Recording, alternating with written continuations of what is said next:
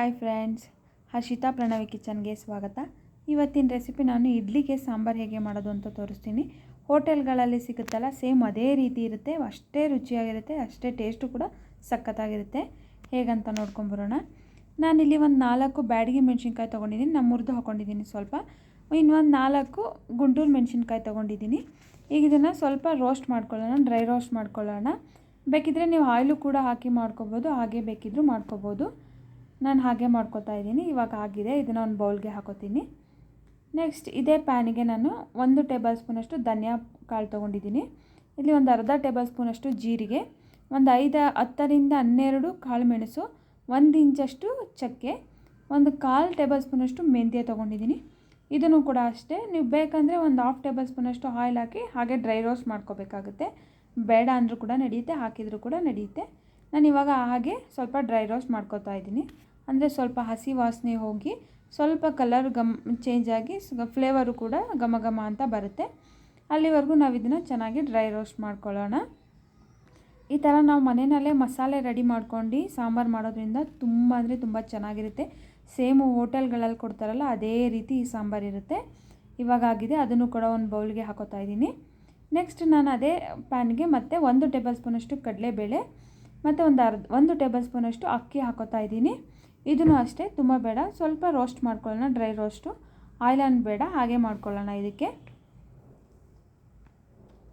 ಈ ಥರ ಮಸಾಲೆ ರೆಡಿ ಮಾಡ್ಕೊಂಡು ಒಮ್ಮೆ ಟ್ರೈ ಮಾಡಿ ನೋಡಿ, ತುಂಬ ಅಂದರೆ ತುಂಬ ಚೆನ್ನಾಗಿರುತ್ತೆ.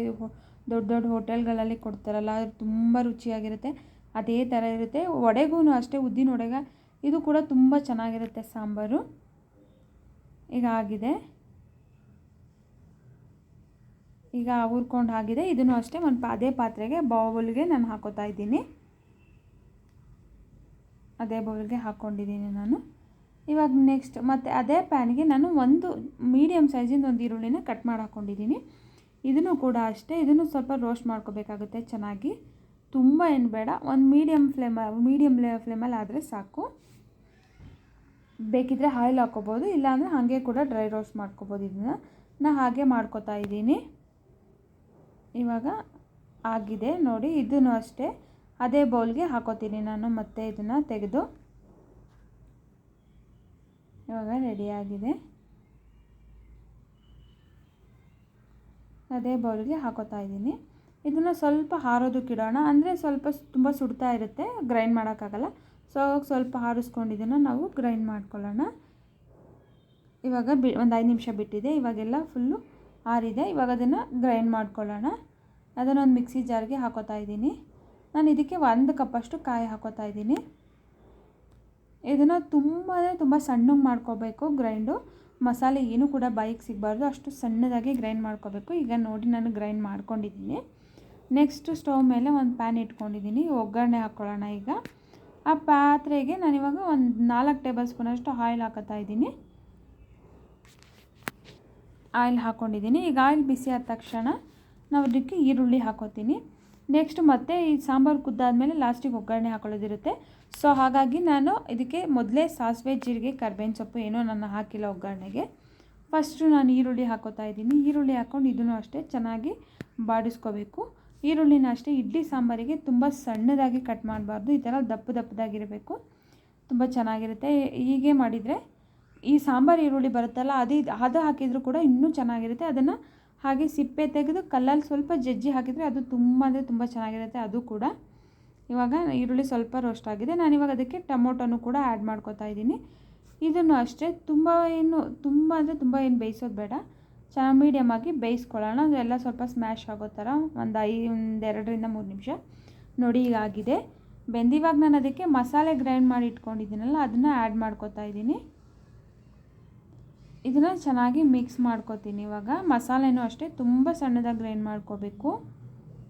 ಈಗ ಹಾಕ್ಕೊಂಡಿದ್ದೀನಿ. ಇವಾಗ ಅದಕ್ಕೆ ಸ್ವಲ್ಪ ನೀರು ಹಾಕ್ಕೋತೀನಿ. ನೀರು ನಿಮಗೆ ಎಷ್ಟು ಬೇಕೋ ಅಷ್ಟು ನೋಡಿ ಹಾಕ್ಕೊಳ್ಳಿ. ನಾನಿವಾಗ ನೀರು ಹಾಕ್ಕೊಂಡಿದ್ದೀನಿ. ಇವಾಗ ಇದಕ್ಕೆ ನಾನು ಒಂದು ಸ್ವಲ್ಪ ಬೆಲ್ಲ ಹಾಕ್ಕೋತೀನಿ. ಅಂದರೆ ಬೆಲ್ಲ ಹಾಕ್ಕೋಬೇಕು, ಅಂದರೆ ಉಪ್ಪು, ಹುಳಿ, ಖಾರ ಎಲ್ಲ ಕರೆಕ್ಟು ಫ್ಲೇಮಲ್ಲೇ ಇರಬೇಕು. ಸೊ ಹಾಗಾಗಿ ಅಂದರೆ ರುಚಿ ಚೆನ್ನಾಗಿರುತ್ತೆ. ಇವಾಗ ಸ್ವಲ್ಪ ಕೊತ್ತಂಬರಿ ಹಾಕೋತಾ ಇದ್ದೀನಿ. ಇವಾಗ ಇದಕ್ಕೆ ನೀರು ಎಷ್ಟು ಬೇಕು ಮತ್ತೆ ಇನ್ನೊಂದು ಸ್ವಲ್ಪ ಆ್ಯಡ್ ಮಾಡ್ಕೊತಾ ಇದ್ದೀನಿ. ನೀವು ಅಷ್ಟೇ, ತುಂಬ ಬೇಡ, ಎಷ್ಟು ಬೇಕಷ್ಟು ನೋಡಿ ಹಾಕ್ಕೊಳ್ಳಿ. ಇವಾಗ ಇದಕ್ಕೆ ಸ್ವಲ್ಪ ಹುಣಸೆಹಣ್ಣಿನ ರಸ ಹಾಕೋತಾ ಇದ್ದೀನಿ. ನಾನು ಆವಾಗಲೇ ನೆನೆಸಿಟ್ಕೊಂಡಿದ್ದೆ, ಅದನ್ನು ಕೂಡ ಆ್ಯಡ್ ಮಾಡ್ಕೊಂಡಿದ್ದೀನಿ.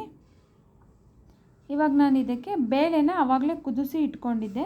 ಬೇಳೆನೂ ಅಷ್ಟೇ ತುಂಬ ಅಂದರೆ ತುಂಬ ಚೆನ್ನಾಗಿ ಬೆಂದಿರಬೇಕು, ಒಂದು ಸ್ವಲ್ಪನೂ ಕೂಡ ಬಾಯಿಗೆ ಸಿಗಬಾರ್ದು. ಆ ಥರ ತುಂಬ ಚೆನ್ನಾಗಿ ಬೇಯಿಸ್ಕೊಂಡು ಅದನ್ನು ಸ್ವಲ್ಪ ಸ್ಮ್ಯಾಶ್ ಮಾಡ್ಕೋಬೇಕು. ಸ್ಮ್ಯಾಶ್ ಮಾಡ್ಕೊಂಡು ನಾನು ಇವಾಗ ಇದಕ್ಕೆ ಹಾಕ್ಕೊಂಡಿದ್ದೀನಿ. ಈಗ ಇದಕ್ಕೆ ರುಚಿಗೆ ತಕ್ಕಷ್ಟು ಉಪ್ಪು ಹಾಕೋತಾ ಇದ್ದೀನಿ. ಇದನ್ನು ಒಂದು 5ರಿಂದ 10 ನಿಮಿಷದೊಳಗಾಗಿ ಕುದಿಸ್ಕೋಬೇಕು ಸಾಂಬಾರನ್ನ. ಅಂದರೆ ಹಸಿ ವಾಸನೆ ಎಲ್ಲ ಹೋಗೋ ಥರ ಚೆನ್ನಾಗಿ ಕುದಿಸ್ಕೋಬೇಕಾಗುತ್ತೆ ಸಾಂಬಾರನ್ನ.